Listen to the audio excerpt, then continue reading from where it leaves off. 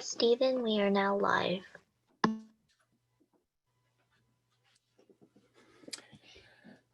Well, good morning, everyone, and happy Saturday, and welcome to this meeting on the 6th Street Viaduct Park, also known as the 6th Street Bridge Park, and Proposition 68.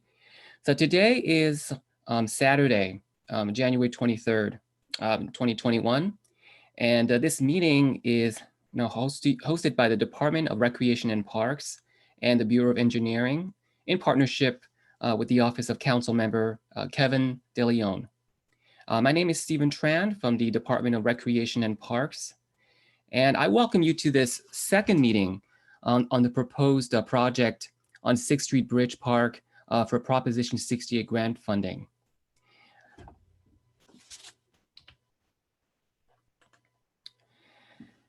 Now for today's meeting, you can follow us on Zoom as well as our Facebook Live link. The meeting will be uploaded to our YouTube channel.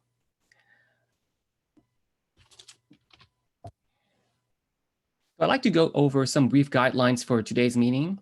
So the first thing we'd like you to do is sign in. So please do so at your earliest convenience. Yumi has provided a link in the chat box that will take you to the sign-in sheet. It's a very short sheet, and it will help us track attendance, which is very important for the grant application.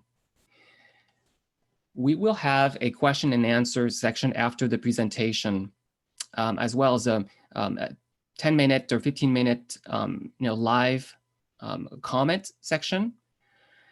If you would like to ask questions or provide any comment in English or Spanish, please write them in the chat box, and we'll read them out loud one by one during the question and answer section at the end. When we are done answering your questions in the chat box, we will reserve 15 minutes for live public comments where you can speak for about a minute. We would like to do this at the end of the questions and answers section. And this is for you to provide us with your questions and feedback in case you were not able to do so in the chat box. So after the presentation, we will also have a link in the chat box for a brief audience survey and you can provide us with your audience feedback on how we're doing, and also contribute to some survey questions that directly relate to the presentation.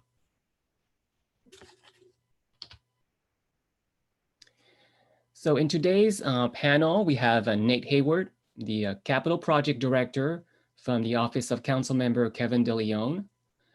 From the Bureau of Engineering, we have Gary Lamb, Senior Civil Engineer. And from Recreation and Parks, we have Daryl Ford, the Superintendent of Planning, Construction, and Maintenance. Bill Jones, Chief Analyst from the RAP Grants Administration. And also from Grants Administration, I'm Stephen Tran, a Senior Management Analyst. Yumi Sungin, a Management Analyst. And our interpreter today from Barbier International is Kevin Kamey. And to go over the meeting agenda for you, first we'll have an opening remark from CD14, Nate Hayward, and then we'll have an overview of the proposition guideline. And this will be followed by a presentation by Gary Lamb, who will go over the 6th Street Viaduct Park project for you. And that will be followed by a question and answers and survey. So to start off today's meeting, I welcome you, Nate Hayward, from the Office of Councilmember Kevin DeLeon. Nate? Good morning, everybody. My name is Nate Hayward from the Office of Councilmember Kevin DeLeon, the 14th Council District. And I want to thank everybody for attending today. First, if you all hear any noise in the background, that's my son, so I apologize. But today's meeting is really an opportunity to provide you all an opportunity to know where the park is in the project and where, what we're looking to go after funding for, and an opportunity for you all to provide feedback, particularly in the area between Clarence and Anderson, and what type of improvements you would want to see there. There's been a fair amount of community outreach that's happened for this project in the past, but we want to make sure that we're up to date with everything with the community and that everyone has had an opportunity to provide feedback on all features within the park. I want to stress that in particular for the council member, the grant application that we're going after is something that Prop 68, which he actually helped push through the legislature and get the authorizing legislation for. So parks are very, very important to him. And in particular, Parks for Boyle Heights, which has very, very little park space based upon the population it has. And this area around Pico Gardens, et cetera, doesn't really have that accessible space. So we're looking forward to providing that crucial open space for the families of Boyle Heights. So with that, please sit back, enjoy the presentation. If you have comments, put them in the chat box. We really want to answer as many questions as possible. And in particular, we just really ask to provide your feedback on this specific area. We are going to have meetings to discuss other topics. So in the interest of just making sure that we're addressing everything as much as possible, we want to try and focus on this area first, as we are going to have other discussions on the other areas. So thank you, Stephen, and good luck, everybody. Please listen in. Thank you, Nate. So we'll go over some of the meeting objectives. So these series of meetings are meant to inform you about the Prop 68 funding opportunity. This is actually the fourth and final round of Prop 68 funding. We want to let you know that Department of Rec and Parks will submit a Proposition 68 grant application. And we want to present to you this new PARC project that's associated with the 6th Street Bridge. And as Nate mentioned, this is about you providing your feedback and your ideas on how to make this project a community project. And I'll just go over some of the meeting series. So we have 6 overall meetings, and they're each tied to a certain topic. Basically, these meetings do build on top of each other. So we will let you know as to what we found in your feedbacks from previous meetings. So the first meeting was held this last Monday, January 20th, and the topic was in the Arts District. We went over the Mesquite Street area. Now today's meeting, Saturday, is for in Boyle Heights, and we will focus on the Clarence and Anderson Street. Next meeting is on Tuesday, January 26th at 6 p.m. and we'll focus on Boyle Heights, and we'll go over the skate park. That will be followed by a January 28th meeting at 6 p.m. That's on a Thursday, and we'll go over some of the amenities at the Boyle Heights side of the park, such as the splash pad, a playground, and other general amenities. Our 5th meeting is on Tuesday, February 2nd at 6 p.m. And we'll go over the Boyle Heights side and focusing on public art. And our final meeting, which is on February 8th on a Monday at 6 p.m., that's going to be for the Boyle Heights side, and we'll have a general discussion. And that meeting will be in partnership with the Boyle Heights Neighborhood Council. So that's our pretty robust set of meetings scheduled. Now, as I mentioned, earlier, these meetings do build on top of each other. And so, so what we heard from the first meeting, we heard that community would like more greenery. This was, the topic was the Mesquite Street and on the west side in the Arts District. So we heard that you wanted more greenery, paintable walls and sculptures, memorial, a walking path, more parking, more tables and benches, and a skate park, which we'll discuss later in the meeting series. So to go over a brief overview of Prop 68 guidelines. So the objective of Prop 68 is to create new parks and new recreation opportunities in critically underserved communities. The proposition was approved by 57% of voters on June 5th of 2018. We are currently in the 4th and final round of the statewide park program, through Proposition 68.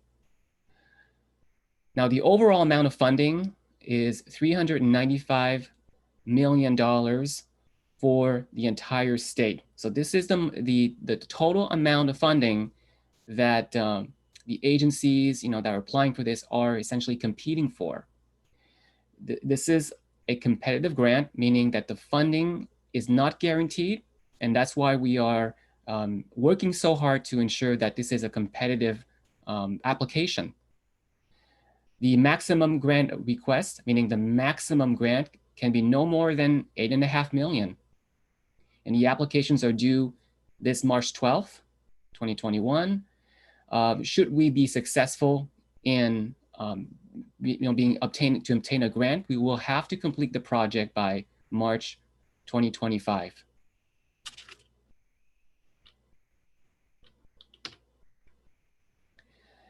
And I'll go over some of the results from round 3. Now, in round 3, the state received 478 applications requesting $2.3 billion. And everyone was competing for about $255 million. The average grant request was $4.8 million, and the average grant award was $4.1 million. Now, the state, out of that 478 application pool, awarded 62 grants. And out of the 62 grants, 28 were to create new park, 14 were for expansions of existing park, and 20 were for park renovations. Now, this application that we're working for the 6th Street Bridge will be a new park, which is the priority as far as state funding. Now, just to go over some of the brief eligibility criteria. Now, all Prop 68 projects must create or renovate at least one recreation feature. And as you will see, we've got plenty of recreation features.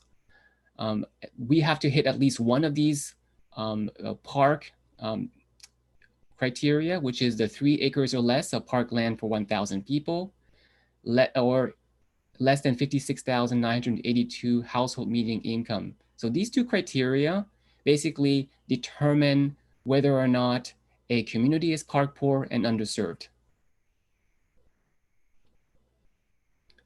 Now, why are we eligible to apply? Because in this particular case, we fall under both categories. So what that means is we have less than 3 acres per 1,000 people. In fact, we have 0.32 acres, which is less than 1 acre per 1,000 people. And the median household income is 54,325, which is lower than the threshold of 56,982. So even though we have to meet one of the criteria to qualify to submit this application, in this case, because of the neighborhood, we qualify under both criteria. And now I'm going to hand the presentation over to Gary Lamb, a civil engineer from the Bureau of Engineering. Gary? Hi, thank you, Stephen. Hi, good morning, everybody. Happy Saturday. Thank you for joining us this morning to go over the projects with us and to receive your feedback. I'm the project manager from the Bureau of Engineering, and I'm responsible for the 6th Street Park project.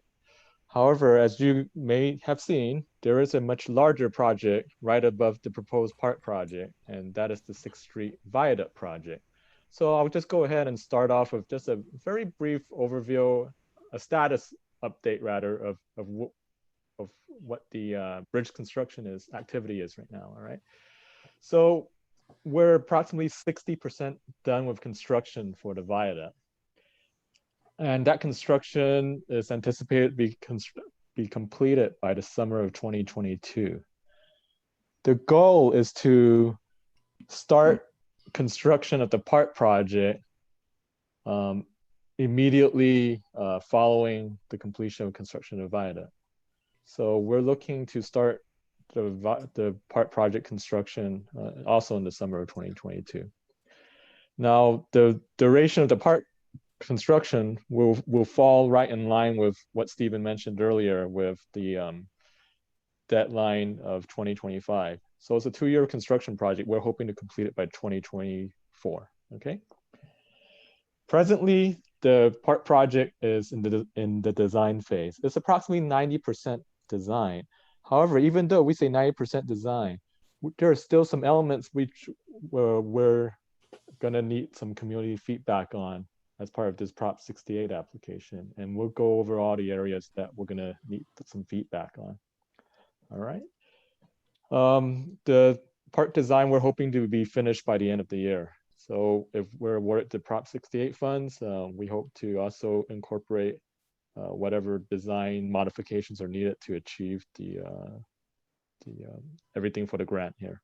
Okay, next slide, Stephen.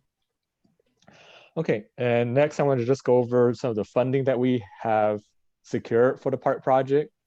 The first fund here is City MICLA. MICLA is basically Municipal Improvement Corporation of Los Angeles fund. City funding, unrestricted, so we can use it for any type of park scope. The next is the Proposition K funding, and that is specific to sports field lighting component and the pathways leading to the sports field. Next, we have funding from the former CRALA. These are the excess bond proceeds money. Next is the TFAR money, transfer of floor area rights. And following that, we have another specific fund here. This is the Metropolis grant for the synthetic soccer component. The amount of this grant is $1 million. And then finally, we have a generous donation from the Leonard Hill Charitable Trust. It's the Leonard Hill grant. And that is a scope-specific fund as well. This is for the Arts Plaza development along the West Park area. Okay. So we're hoping to add to that with the Prop 68 funding. All right, so I want to talk about how we got here, what our current what the current park design looks like, and basically next would be the input that we're going to need from the community. So we started with a lot of community engagement approximately in 2017. We had a total of 6 community meetings where we met with community members on both sides of the river and solicited feedback. And then as you can tell from this slide here, we had collected a number of surveys, both in person at a meeting, comment cards, and also via online. And then we basically asked the community members what they want to see. Things like what kind of active sports things, passive recreational things, what they wanted to see in terms of the natural environment, and so on. And so we prioritize like the top 3 of each category. We can go to the next slide here, Stephen.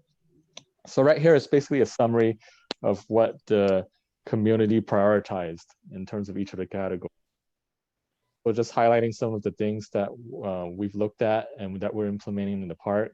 For example, on the top right here, we looked at nature and beauty. A lot of folks wanted to have a lot of green space for sunset viewing, just enjoying the outdoors. There's a large vote for arts and culture. So things like having performance spaces, having music and movie nights, perhaps. And then, of course, jumping over on the left-hand side of here, the sports games and play. We have a large vote for, say, soccer, having dog parks, playground equipment, and so forth. Okay, so you guys can look at the summary from on the YouTube video and the Facebook stuff. Okay, next here, Steve. Okay, so the opportunities where we can seek funding for in terms of getting a scope of work down for the Prop 68 funds is basically listed right here. These are just some of the ideas that we're focusing on for the funding. So things that we're going to look at, skate park, which we're going to have at the meeting, just discussion about general landscaping, talking more about the active play areas like the basketball courts and volleyball areas, looking at barbecue and picnic areas. We also are proposing public restrooms on both sides of the park, general lighting. We have a number of areas with adult fitness equipment. We're going to be talking about the children's playground and splash pad. We're also going to have a separate meeting on public art. And then, of course, we have the synthetic turf component, and we have various walking paths and performance areas. Okay, next slide, Steve. All right, so with the 6 large community meetings that we held in 2017, the community voted on a theme for the park, and the theme that they voted on is what we call the canopies and objects theme. And this theme basically has a number of ovals and circular and arch type shapes to mirror the arch. So we split the park because it's so long. It's basically a 12-acre park here. Such a large park that we split into just various areas. West of the river here, we have what we call West Park and the Arts Plaza area. Then directly around the river area, we have the River Gateway, which is the 6th Street Tunnel area.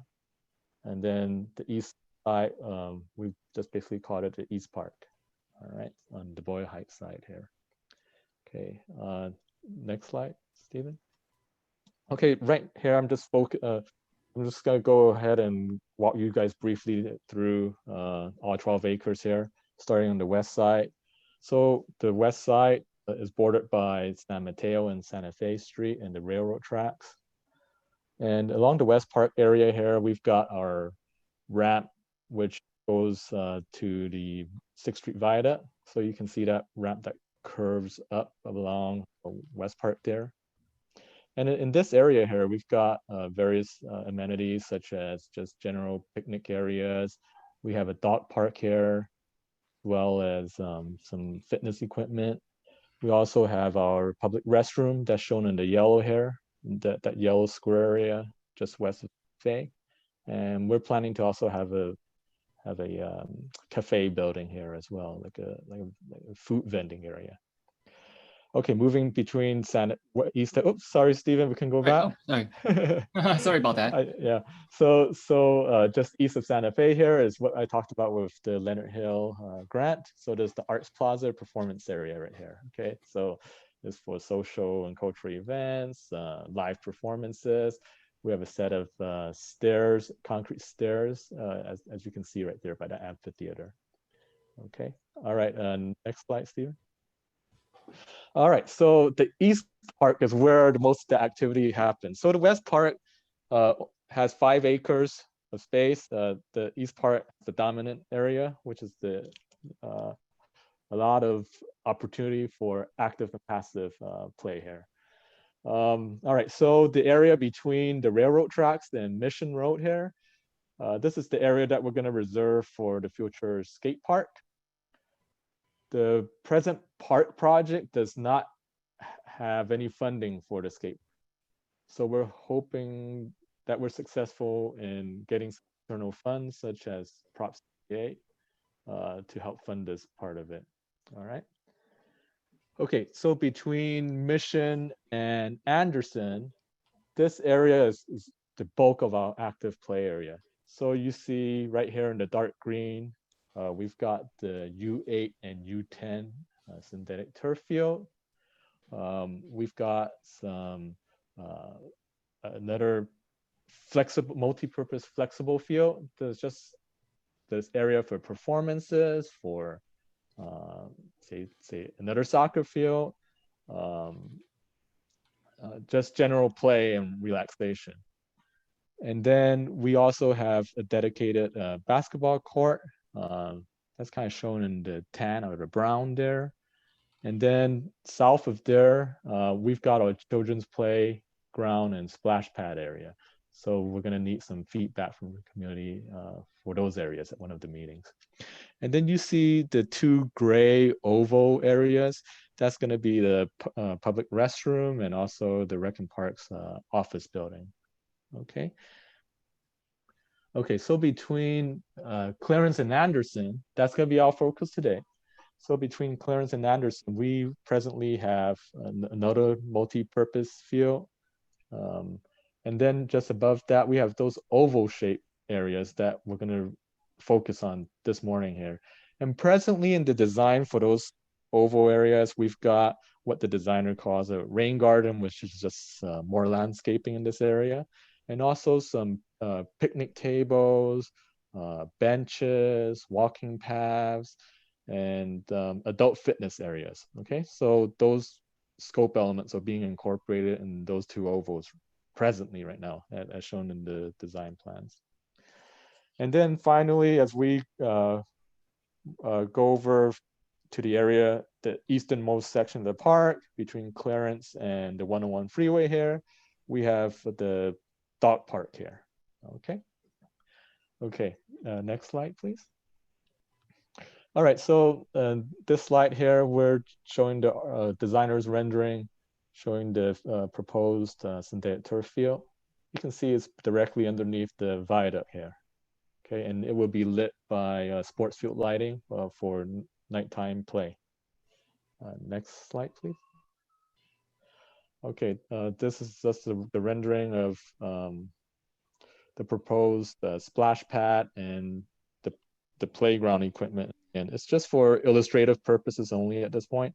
We're gonna, of course, need some feedback, the specific type of play equipment the community wants to see in this area. Next slide, please. All right, so Stephen had mentioned that we have a total of 6 meetings for the grant.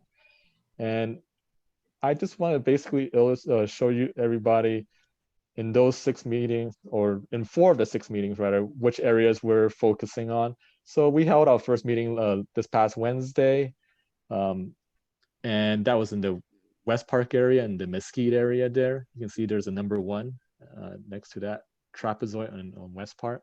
So that was our first meeting discussion. Today's meeting number 2, we're focusing on that area between Clarence and Anderson. You see how I have the number 2 there? So that's today's focus of the meeting. And then our third meeting will be focused on the skate park area. So you see in the skate park number 3 right there with the oval. And then number 4 finally is the discussion on the playground and the children's splash pad area. That's number 4 there. Okay. And of course, number 5 is more general. It's about public art. And number 6 will be just an east side general discussion. Okay, next slide, please. All right, so this is the crux of our presentation, or the discussion and the feedback today.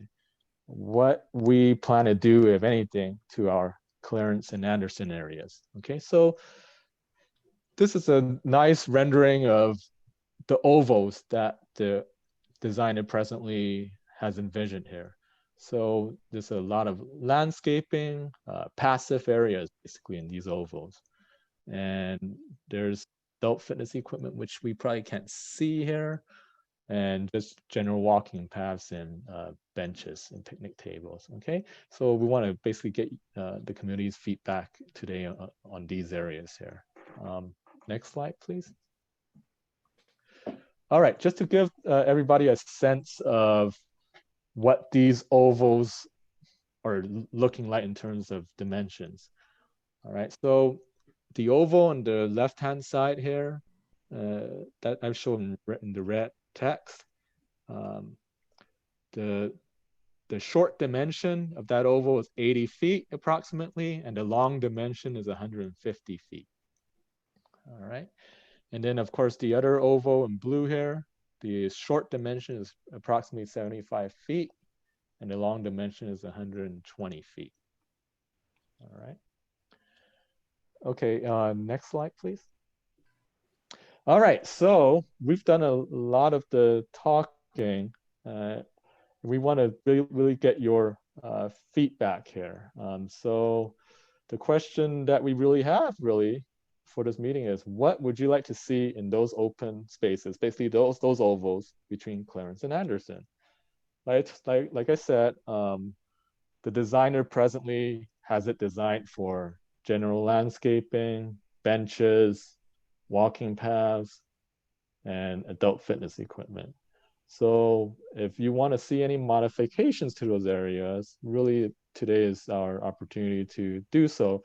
And if we're successful in the grant, we're going to seriously see how we can modify these areas to accommodate the public input. Okay, so Yumi and Stephen has the chat box available. I believe you guys can address what you guys want to see in these areas via the chat box. So the things that we want to see, basically brainstorm on, is basically if you prefer more of an active area, such as having, like I mentioned, the adult fitness equipment, walking paths, or other type of active recreation, or do you guys want to see more of the passive type amenities, such as the benches that we have in place, maybe more space made available for public art? So we're curious what you guys want to see in these spaces here. Okay. Next slide. Okay, so at this point, you got either Stephen, you want to jump back in? Sure. Thanks, Gary. And in your chat box, you should see a survey link, which will allow you, if you click on it, it will take you to the actual survey, and you would be able to answer those two questions. And I'll bring this slide back up so you can get an idea of what area, the questions pertain to. And so what we'll do at this time is go over some of the questions that we have received so far in the chat box. Okay, so this first question is this progress picking up where things were left off from the previous round of community meetings and outreach efforts? Or is this looking to somewhat reset this whole process? Yeah, I can address that. So we're not resetting anything here. It's basically supplementing what we already have designed. So this is the Prop 68 grant application community meetings that we're doing. We're hoping to be awarded this grant. So we're trying to receive feedback in terms of what kind of design amenities folks would like to see in the event that we are awarded the Prop 68 grant. But what we have in place for the base project, like I illustrated with what I presented with the 12 acres of property that we have here, such as the dog parks and synthetic turf field, those basketball courts, restroom buildings and such, those are all things that we're implementing because of all the great feedback that we received from the community at the previous large 6 meetings. Thanks, Gary. Another question is, what about the surrounding area streets down Clarence and Anderson to 6? Would be nice to see trees, lights, and nice sidewalks. Yeah, this is Nate from the council member's office. I can answer that question. So actually, $5 million has been secured to improve the sidewalks and lighting and trees along Clarence and Anderson, particularly from Pico Gardens, essentially at 4th Street, Clarence, all the way down to under the bridge. 6th Street, not the bridge, but 6th Street between Clarence and Anderson, and then Anderson down from 6th Street to Jesse, and then Jesse sort of around. I don't know if we have an overview that we can show it, but we're going to be adding pedestrian lighting, fixing all the sidewalks, and planting new trees. There's also going to be a new traffic signal at 4th and Clarence due to some of the accidents that have occurred there. The goal is to connect Pico Gardens to the park, and I believe that project will start construction this summer with the goal of having these improvements done. So when the park is open, residents don't have to wait, to have more construction impacts, in order to get down to the park. So that will be done when the park is open. Thanks, Nate. So please, if you have any questions, type them in the chat box. And if we, for some reason, are not answering your question, or you want to provide us with any comment, we'll have about a 10-minute, live comment section after this after we answer all the questions in the chat box. Okay, so one comment is we'd like to see native flowers like monkey flowers. I would like to see a space for children who have autism or physical disabilities and for our elderly. And you mentioned, benches, public art, lots of trees. Another comment is I believe fitness areas or dog parks can be a valuable asset to bring inspired fitness avenues for our community. Another comment is adult exercise area, picnic tables, and walking. Yes, drinking fountains, hydration fountains, benches. Another comment is recreation areas so seniors can sit and play chess or checkers outside. So we will need tables or picnic tables. One question is will there be a substantial running walking area? Yes, so if we can go back to the East Park slide, Stephen. Sure. There we go. All right, so throughout the entire park project, or the entire park rather, both west and east side, there are plenty of opportunities to exercise in terms of walking and jogging. But the area that I'm going to focus on here is the area between Mission and Anderson area. That is the largest continuous area of the park that isn't disconnected by the different streets such as Mission, Clarence, and Anderson. So in this area between Mission and Anderson, if you look carefully here in this rendering here, along the north border of the park and the south border of the park, there is a pathway on both sides here that folks can basically walk and run and loop around. So there's the opportunity there. And then of course the park is connected to the larger Viaduct project. So there's areas where folks can go up and down the stairs, and there's a ramp to the west of Mission Road here that joggers and walkers can move along between the park and the bridge. Thanks, Gary. Another question is, in regards to traffic, what will be the plan in regards to the traffic to reversible lane? I foresee more accidents with those illegal turns. Adding that traffic light is awesome at 4th and Clarence, but really this is a street light at every block on 4th Street, and it is a traffic nightmare in the morning. Wish you would all come see it for yourself. So I can address that. So one of the things that we wanted to ensure safety, and actually when the bridge is one of the mitigations for the construction of the bridge, a signal was put at 4th and Pecan a few years ago, right by the tech center. There will be a signal at Anderson as well. So you'll have Anderson, Clarence, and Pecan. The goal is to ensure that we have it as safe as possible.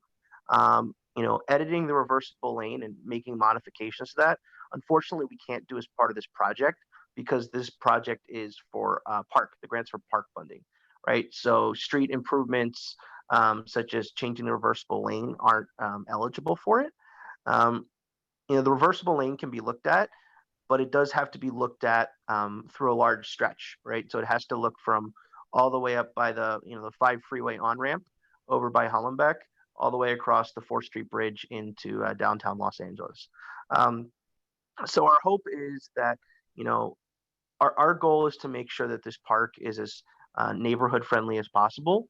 So we're looking at increasing dash service down through Pico Gardens in this area so that people have a way to get here safely from Boyle Heights.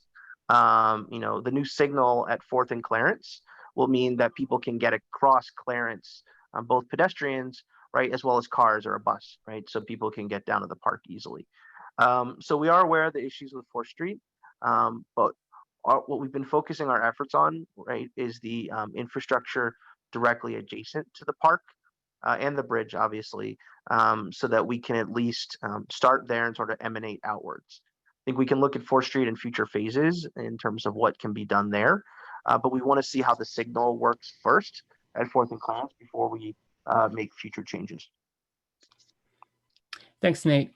Question, will there be picnic areas or barbecue areas for carne asadas? And I think, Yes, throughout the park, the designer has included a number of picnic areas, barbecue grilling areas, pits, and also picnic tables. So they're scattered throughout the park. And in one of those oval areas, we do have some more benches and picnic areas as well. in terms of educational area, a space where we can listen to lectures outside or presentations by community artists, educators, or professionals in their field. So one of the areas that can be used for those type of events are those multi-purpose fields. So we have 2 of those multi-purpose fields. In this rendering here that everyone's looking at, it's called the flexible play and performance lawn. All right, so we have 2 of those. One of them is going to be between Anderson and Clarence there. Thank you, Stephen. And the second one there is between Mission and Anderson, just east of the synthetic turf field. Between Mission and Anderson, Stephen, just east of the synthetic turf field. Okay, right here. Yeah, the south of there, to the west, to the southwest. Gary, my direction map is you're not missing. Okay. Anyways, so to answer the question, yes, there are areas where we can have those types of events. Thanks, Gary. Will there be a shade area for hot summer days? Oh, okay, so that's a good question. And what's nice about the PARC project is it sits right underneath the viaduct that's right on top of it. So in this rendering, you can make out the shadow of the viaduct right above. You can see the outline of the bridge, the 6th Street Bridge right above. So by token of having the bridge right above the park, there will be plenty of shade canopy in this area. In addition to that, the designer has planned a number of trees. So if you recall in my presentation earlier, the community selected the canopy and objects theme. So part of the theme for canopy and objects is to have a lot of shade trees. So in the areas outside of the viaduct shadow, we're having a lot of trees to add more shade to the area. Thanks, Gary. Is there any other parking other than street parking on the east side? Yeah, this is Nate. I can answer that. So there are a few parking spaces that are going to be added in the park, right, which is sort of right next to that orange, or I guess yellow and red areas you see right there in the middle of your screen on Anderson. One of the challenges that we faced was, the more parking spaces we put right on the park area, the less park acreage we had. So one of the things we're looking at, and it's just off the screen, but there's a area down at Mission and Jesse Street to the west, sort of southwest of here, where we're looking at constructing some more parking. Currently, the city is building sidewalks on that street to connect people the block up from Mission and Jesse to the park. So it's a safe, accessible area to do. So there's actually a roundabout being constructed there right now. And once that's done, there's going to be a fair amount of space left over that we're evaluating about the feasibility of parking there. Next question is from a member who says, but do you know that we have light at 4th and Boyle, 4th and Pecan, 4th and Glass, and now 4th and Clarence and 4th and Anderson? Please do come by for an assessment during rush hour. So adding on to that, so one of the issues that we faced on 4th Street, the biggest sort of issue that clogs everything up is the 101 off ramps that exist both from southbound, right, to 4th Street, and then northbound at Pecan. So the major issue is Caltrans has a lot of concerns about having cars back up onto the freeway. So what that means is that they ask for more time for a green light for cars to basically be able to get off the freeway onto 4th Street. And if you look at a traffic signal like a clock, right, or a pie, if you assign some time to one direction, that's time that gets taken out of the other direction. So the critical issue is working with the Department of Transportation and Caltrans to figure out how to maximize time so there is less congestion at that intersection, which sort of causes the backup and everywhere else. So we're more than happy to follow up with Caltrans and the Department of Transportation to see what we can do to tweak the signals at that location. Next question is about parking. Will there be enough parking? Can on-street parking be maximized, such as diagonal parking or off-street parking added? Yeah, so one thing that we're looking at in particular is Pico Gardens up between essentially 4th Street and 6th Street, right? You have a lot of, and actually going down towards the bridge, while you have Pico Gardens on the east, you have a lot of industrial uses on the west, right? And you have 18-wheelers that park there back in. It makes it sort of a parking issue. So we are looking at adding diagonal parking to Clarence between 4th Street and 6th Street. We think that would, alleviate some of the parking and truck issues. However, we have to study that a little more in detail with the Department of Transportation. When you look at the streets right down under the bridge, so whenever you have angled parking, you have to have space for cars to back up. And basically the minimum amount of space you need is, I would say, about 27 feet for a car plus some backup space. So what we're weighing in terms of what makes more sense to do, right, is if you do that, if the street's too narrow, you lose parallel parking on the other side of the street. So that's something that we're definitely looking at to maximize the parking for the residents down there. Just another question on traffic. Can heavy truck traffic on Anderson be reduced? Community plan is changing this to innovation area. Yeah, so the community plan is critical for the land use in the area. We are very focused as this project on the park and doing what the city can control, Bureau of Engineering and Rec and Parks, meaning from the park area.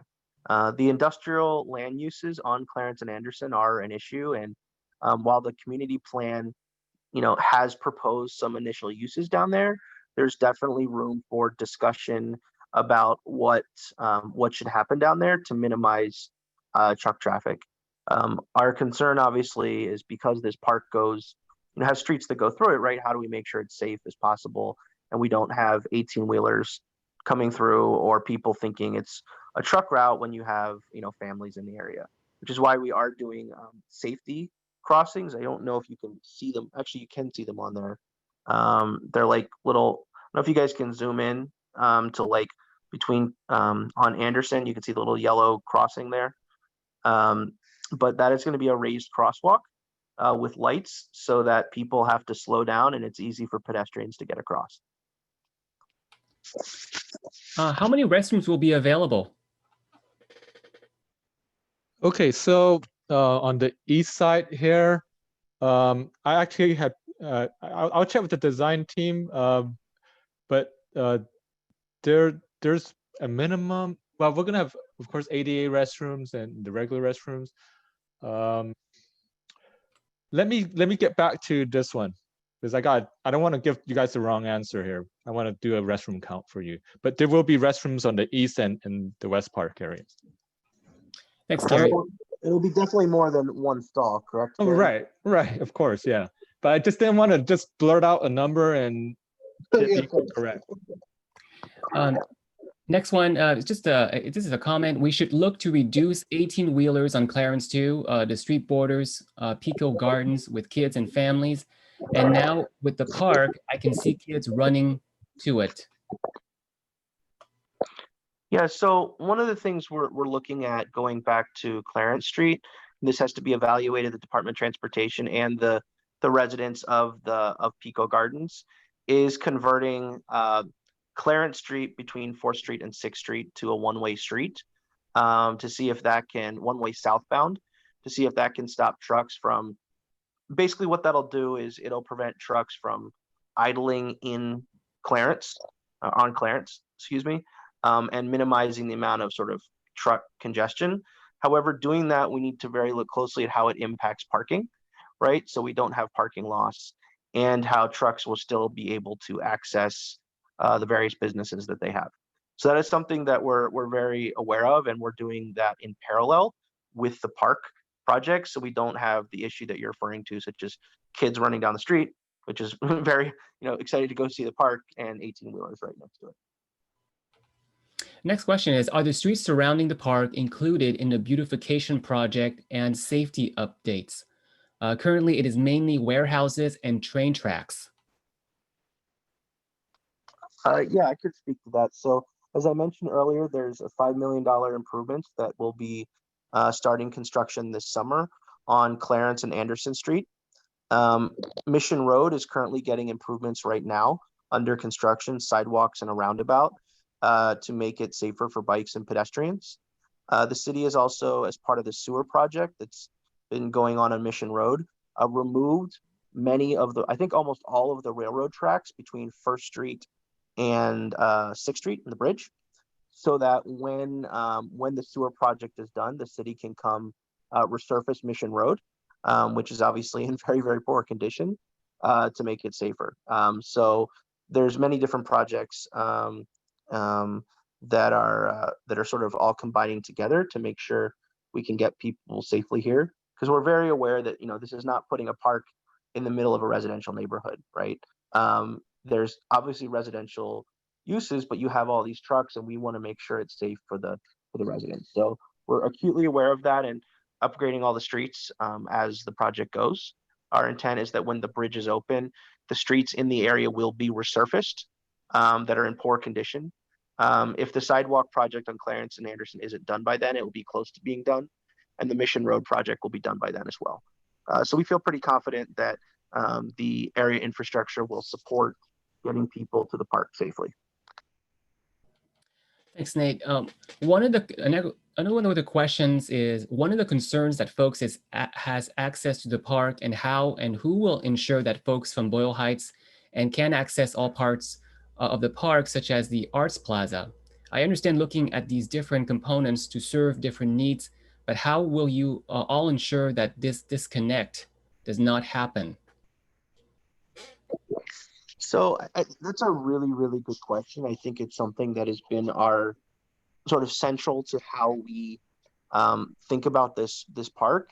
The city is very aware and understanding the fact that you have Boyle Heights on the east and the Arts District on the west, which are two very, very different neighborhoods with different histories, different neighborhood cultures, so to speak, in terms of the land uses, the business, et cetera. And we want to make sure that people have as many opportunities as possible. So on the east side, for example, the press community meetings, there was a lot of discussion about people wanting to have barbecues or festivals, such as a mariachi festival or performances. So a lot of the space, and actually in the Clarence and Anderson and up sort of the light green fields that you see there, those light green hemispheres are designed for multi-purpose space for art programming.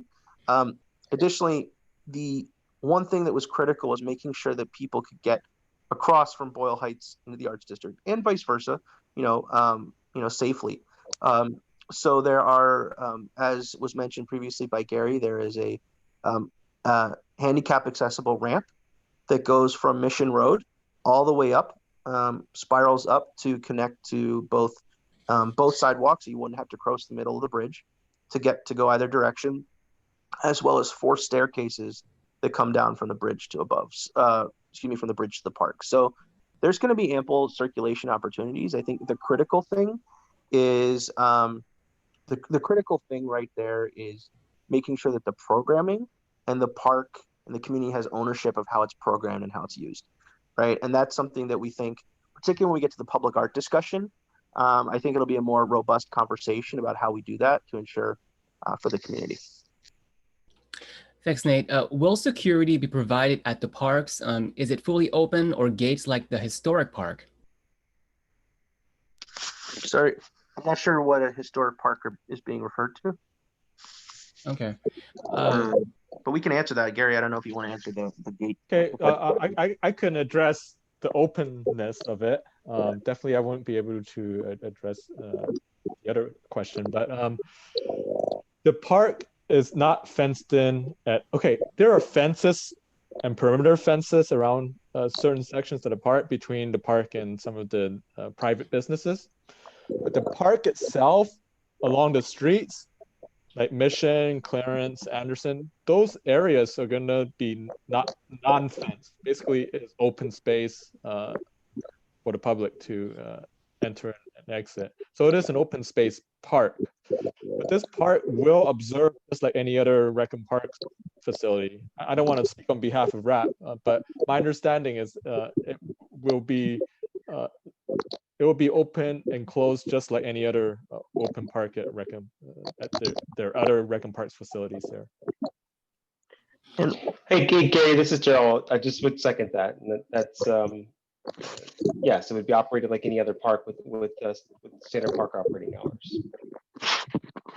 I do want to add there that this side of the park also has an office space for recreation parks employees. So there will be staff here. So it won't be like, Prospect Park or something like that, right? Which has, is a park space, but there isn't assigned staff to it. This is something that, will have that gray building that you see will have office space on it. Okay. Will the space be available to the horse community? One of the things that, when we did the community outreach, there was not a large ask for horse space. I think that, there are, whatever the standard policy is for using horses in parks, but there's no dedicated horse trails. There are a lot of land uses down there and a lot of different features, and we tried to go with what we heard the most from the community. So just one comment says that the historic park relates to the LA Historic Park in Chinatown. Got it. Thank you for that. Is there a bike path on the bridge that connects Boyle Heights and the Arts District downtown LA? Yes, there will be protected bike facilities and lanes in both directions on the bridge. So, and we can get a cross section of the bridge for one of the future meetings. But essentially, if you're going down the bridge, you're going to see 2 travel lanes in each direction for vehicles, and then you're going to see bike lanes on each side. Is about 10 feet, which will be protected with these barriers that are designed for, in case of emergency, a car can pull over, but also to prevent drivers from seeing it as space. It'll be sort of this curb that'll go along. And then there will be a concrete barrier with lighting in it, as well as ample sidewalks as well. So bikes, pedestrians, and vehicles will all have their own dedicated space going each way on the bridge. Thanks, Nate. So I don't see any more questions here. Yumi, do we have any questions on Facebook Live? Wait, before we get to Yumi, Stephen, if I may. Yes. While you guys were addressing some of the Q&A here, I did take a look at the construction plans. I do want to respond to the number of restroom facilities that's going to be available. All right, so at East Park, we have 8 public restrooms, so 8 dedicated restrooms at East Park. At West Park, we have 3 permanent restrooms. And I know that if there are going to be cultural and performance events, the city, of course, will work with its vendors or whatnot to of course, bring in, say, temp porta potties and such to supplement. Thanks, Gary. Yumi? There are no questions on Facebook Live. Okay. Now we'll go to the live comment. There were several hands raised.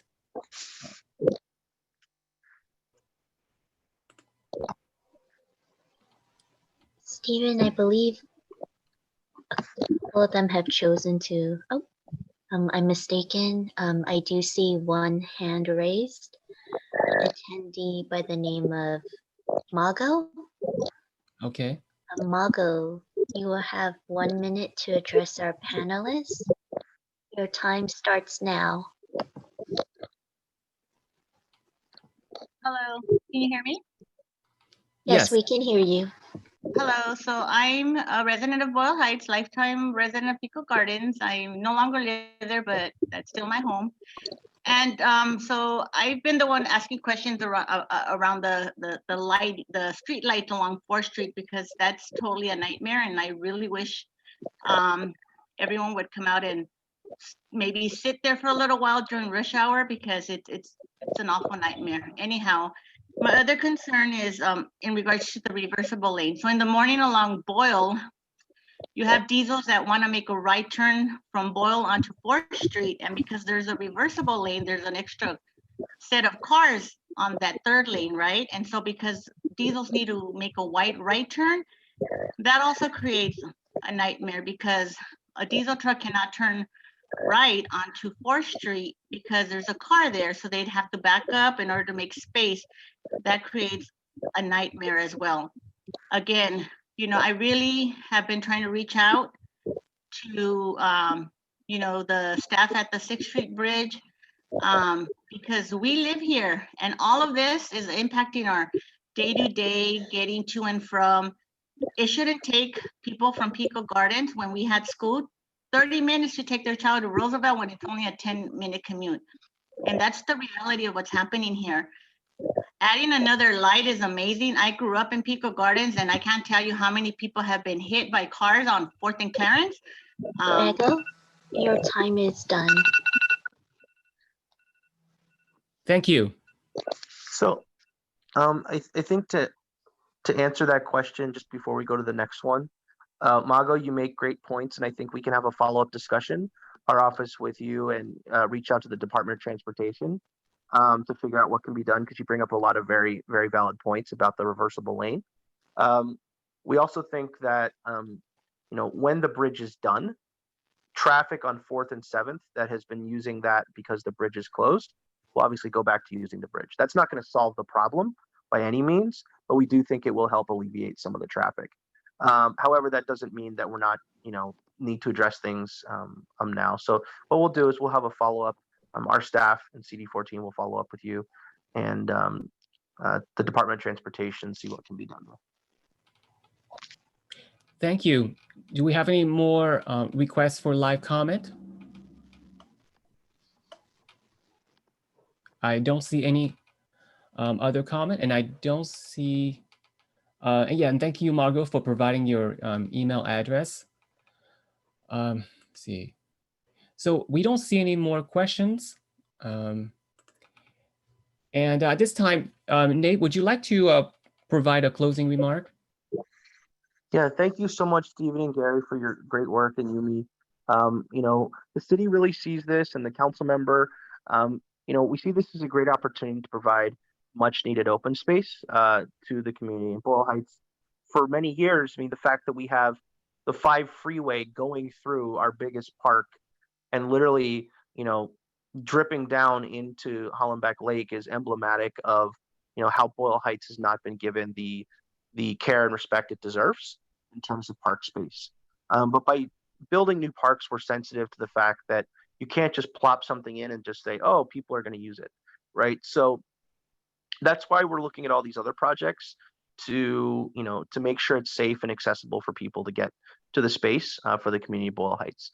I would ask people to please come out to our additional meetings. We think it's going to be really great opportunities. Our next meeting is on the 26th to discuss the skate park, where it'll be a great opportunity for people to talk about the features they want to see in a skate park, you know, what they feel the community would use.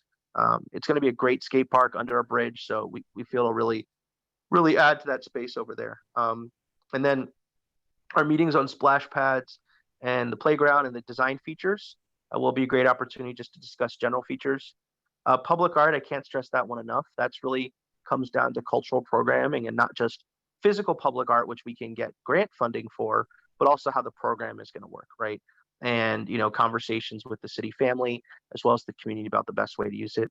And finally, I just really want to thank the Boyle Heights Neighborhood Council for being a partner on our last meeting on the 6th, their 6th meeting on the 8th, where what we'll do is we'll review the comments we've received from the other meetings, provide feedback, provide opportunity for people to speak, public comment at the neighborhood council meeting, obviously, as well as for board members to speak to, because we, you know, this is for the community of Boyle Heights, and we really want to make sure that, you know, the city is addressing the concerns, so we build the right thing.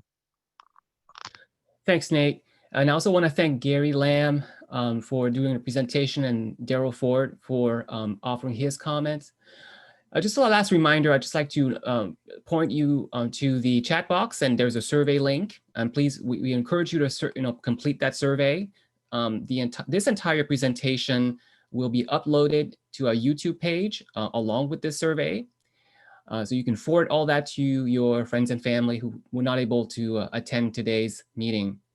And we look forward to seeing you at the next meeting on the 26th for the skate park. And on behalf of Rec and Parks, Bureau of Engineering, and CD14, we wish you a great rest of the weekend. Thank you very much.